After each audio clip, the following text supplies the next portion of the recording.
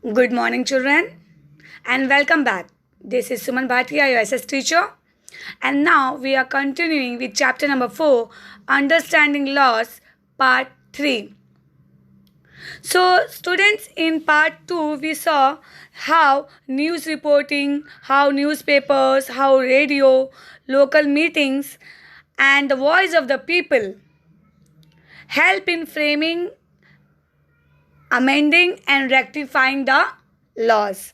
So now in this topic of part 3 we will see unpopular and controversial laws.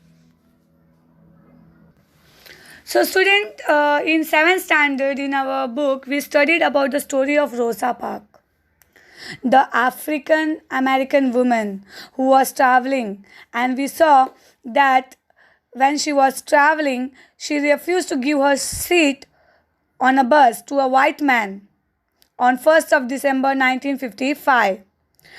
The way she protested to that white man, brought a revolution, among the society.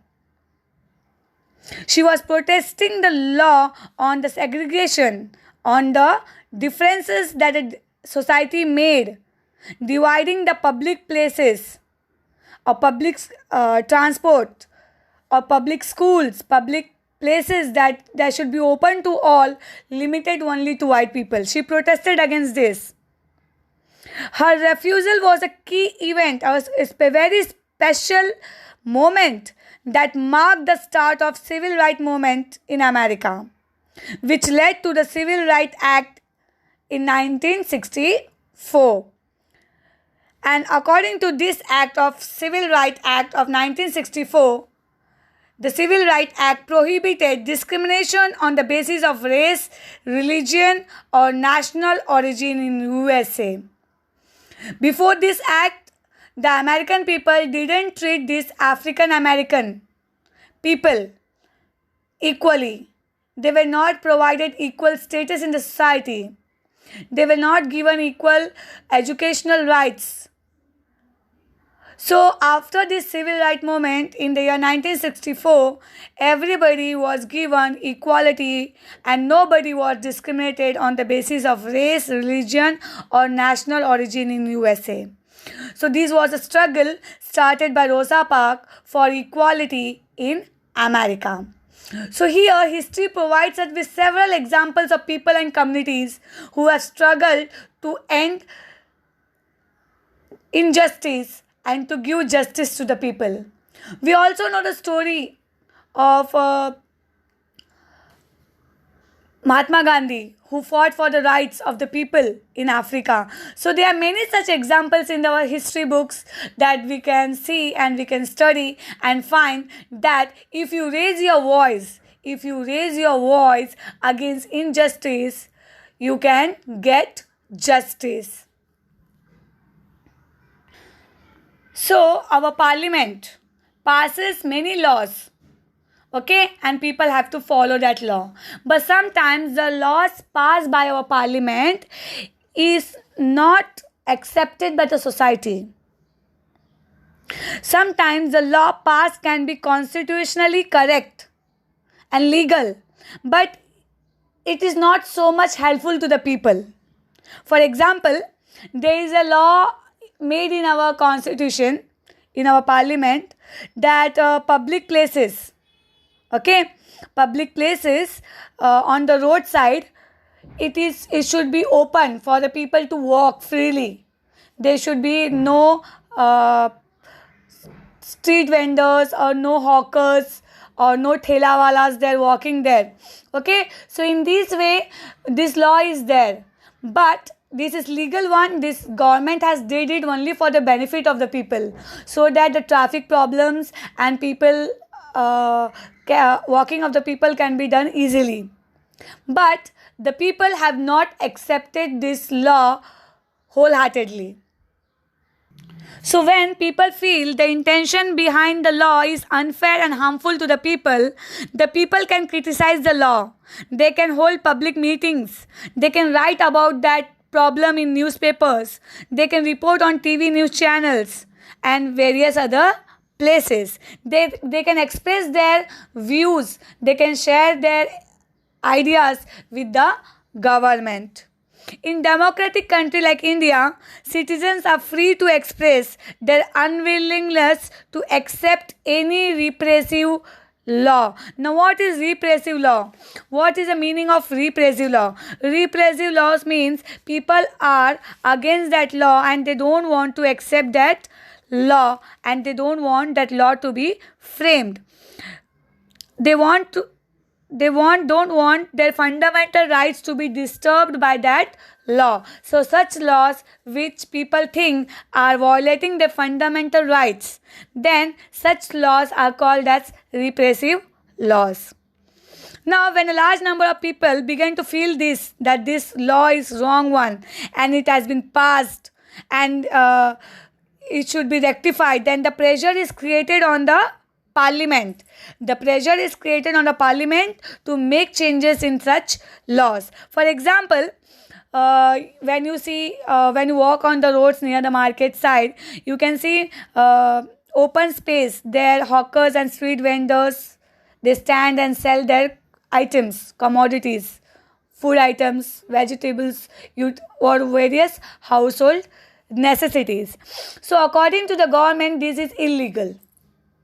The government thinks this is illegal, and that is why you must have seen whenever the police van comes, these people, vendors, they start running with their thelas and their stalls. But the local people, the ordinary man of our country, doesn't think it to be illegal. The ordinary man thinks this is a necessity of that people, because one cannot deny that these hawkers and the vendors and the family of these hawkers and the vendors survive on this earning made by these people from their daily routine, from their daily sellings. So in a highly populated city where millions of people are living, so this becomes the means of their livelihood. Hence, if the law favors one group people for concern of traffic, for the concern of freely walking on the road, it is violating the need of earning a livelihood for one section of the society. Hence, this law becomes controversial and leads to conflict. And because of this, many people think this law is not good and they violate this law, they don't follow this law. So such laws are called unpopular and controversial laws. So people who think that this law is not fair, they can approach the court to decide on the issue and to rectify that law. The court has the power to modify or to cancel the law and to find the alternative means for that law. So you must have seen on news channel that whenever something laws are made, people go on dharnas, go on protesting, they march on the roads. Okay, if something wrong, they think that something wrong has been done, some wrong decision has been made by the government, people start protesting against that rule, start protesting against that government and the decision of the government. So there are various means of showing our protest. You can march with posters, you can do hunger strike, you can sit on dharna like Arvind Kejriwal, he always goes on dharnas. So many types of such protest, many such kind of protest means can be brought in to highlight our views in front of the government. So it is the need of the day that the citizens should raise their voice against some issue, against some decision of the government if they think it is wrong. The duty of the citizen is not just electing the representatives, the MLAs and the MPs and sit at home. It is a duty of the citizen to look that these people who are elected as representatives, they are doing their work properly. And how we can check their work? We can check their work through reading the newspaper, through seeing the news channels, clearly listening to the amendments made in the parliament and sessions of the government. If we think the MPs and the MLAs are not doing their work properly, we have the right to criticize their action whenever we feel it.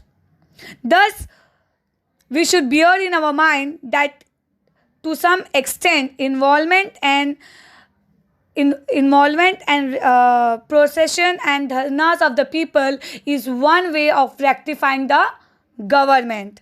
The parliament performs its duty in making the law, but it is the duty of the people to see that the laws made are correct and they are not controversial and they are for the benefit of the people, and the representatives in the parliament, they are working and functioning very, very properly according to the need of the people. So here our chapter ends. Thank you, children. Thank you for understanding the laws of our country. Stay safe, stay happy.